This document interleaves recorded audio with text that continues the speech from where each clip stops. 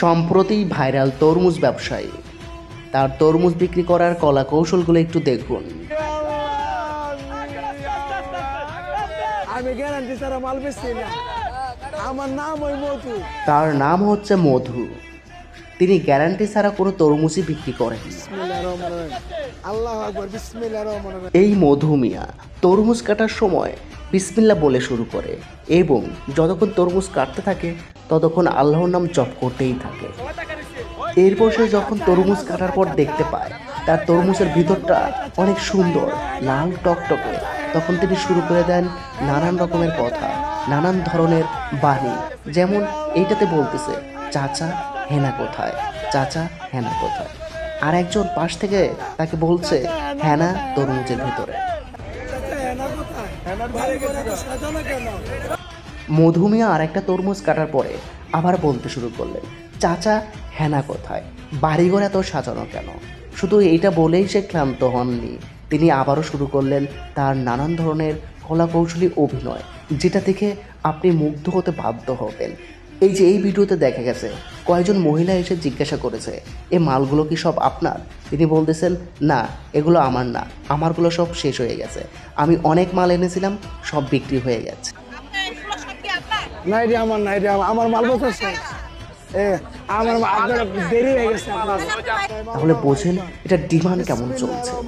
এই যে দেখেন ভাই, বিসমিল্লাহ বলে তরমুজটি কাটা শুরু করলেন এবং চিল্লাতে থাকলেন মধু মধু বলে।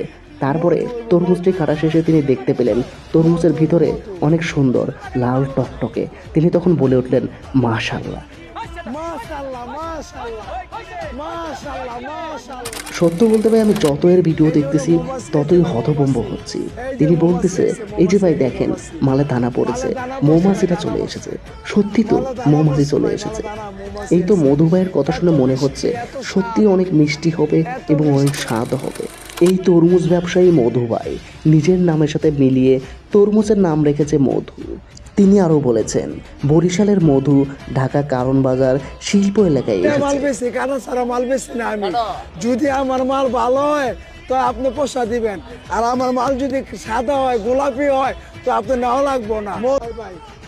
এইসব মাল ভাই চিনলে চুরি আর না চিনলে জংলার খড়ি। দেখেছেন তার আর একটা প্রবাদ, এসব মাল চিনলে চুরি আর না চিনলেই জংলার খড়ি। আগে মাল চিনতে হবে। ওই কি রে, ওই কি রে, ওই মাল টানা বসে ভাই।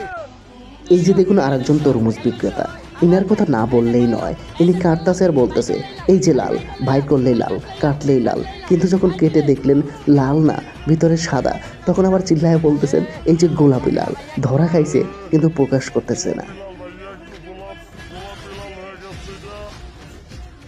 এই যে আমাদের পাশে আরেকজন তরমুজ বিক্রেতা চলে এসেছে। ইনি কাটতাছে আর বলতেছে, আগুন, ফায়ার সার্ভিস খবর দে, আগুন আগুন। তারপর যখন কাটলেন, কাটার পর দেখলেন ভিতরে সাদা, তখন কিন্তু ইনি স্টপ, আর কোনো কথা বলে নাই, মুখে একটা হাসি, লজ্জার হাসি। ও আচ্ছা, আরেকটা কথা তো আপনাদের বলাই হয়নি, এই যে তরমুজ ব্যবসায়ী ভাইরাল যিনি, এনার আসল নাম হলো রনি ভাইরাল। রনি রনি আপনাদের সর্বশেষ যে ভাইটির কথা বলবো, এই ভাইটি যখন তরমুজ কাটতেছিল, পাশ থেকে একজন লোক জিজ্ঞাসা করেছিল, ভাই পাকা হবে তো? তিনি তখন বলেছেন, আল্লাহ জানে। সুতরাং বিশ্বাস করেন, তরমুজটি কাটার পরে আল্লাহর রহমতে ভিতরে অনেক লাল টকটকা হয়েছে। পাকা হবে তো না? আল্লাহ জানে না। দেখি ভাই, দেখি ভাই, একটু দেখান তো, দেখান তো।